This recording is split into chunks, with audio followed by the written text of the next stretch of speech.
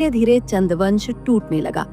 इसके बाद कई चंद शासकों के बाद दीपचंद गद्दी में बैठे, जिनका सेनापति हर्षदेव जोशी था। दीपचंद ने ही चंद शासन को खत्म किया, क्योंकि वो राज्य के निर्णय खुद से नहीं बल्कि अपने सेनापति हर्षदेव जोशी से लिया करता था। इसीलिए हर्षदेव जोशी धीरे धीरे पावरफुल बन गया और दीपचंद बस नाम का खोखला राजा बना बैठा था।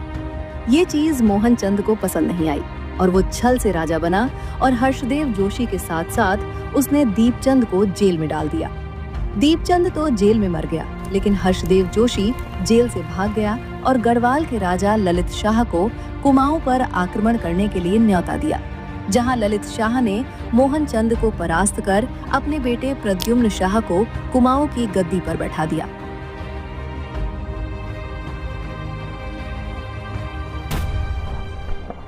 कुमाऊं के इतिहास में प्रद्युम्न शाह एकमात्र ऐसे शासक बने जिन्होंने एक साथ गढ़वाल और कुमाऊं पर शासन किया। इसके बाद चंद शासन लगभग खत्म ही हो गया था। गढ़वाल के जयकीर्ति शाह ने अल्मोड़ा को लेकर प्रद्युम्न शाह से युद्ध किया, क्योंकि वो प्रद्युम्न शाह से चाहते थे कि अल्मोड़ा को गढ़वाल में प्रशासनिक रूप से डाल लिया जाए। लेकिन प्रद्युम्न शाह ने जब मना किया तो उन्होंने खुद अपने शासक के साथ युद्ध किया। इसमें तो जयकीर्ति शाह हार गए, लेकिन गढ़वाल में काफी लूटपाट हो गई, जिसे 1785 का जोशियाणी कांड कहा जाता है।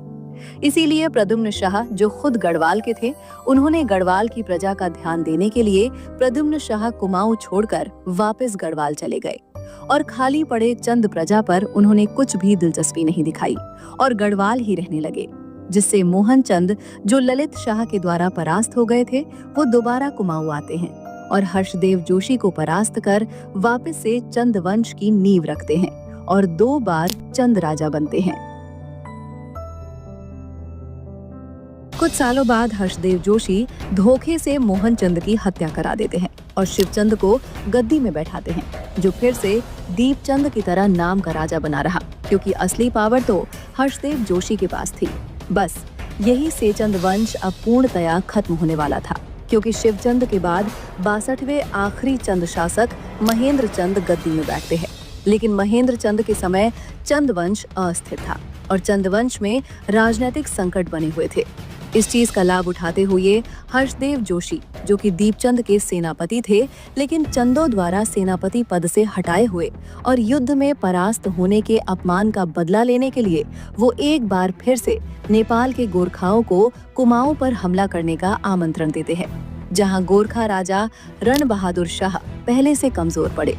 महेंद्र चंद को 1790 ईस्वी में हवलबाग युद्ध में परास्त कर देते हैं, जहां चंदवंश अब हमेशा के लिए समाप्त हो जाता है और कुमाऊं में गोरखा शासन शुरू हो जाता है।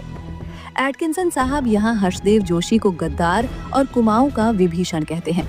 वही इतिहासकार हर्षदेव जोशी को कुमाऊं का चाणक्य कहते हैं, जिसने कुछ चंदो शासकों को अपनी मर्जी से बैठाया और शासन करवाया। तो दोस्तों, यही कहानी थी कि कैसे सोमचंद से शक्तिशाली चंदवंश का उदय हुआ और महेंद्र चंद के आते आते कमजोर पड़े चंदवंश का किस तरह से पतन हुआ। करीब 700 वर्षों तक कुमाऊं पर शासन करने वाला चंदवंश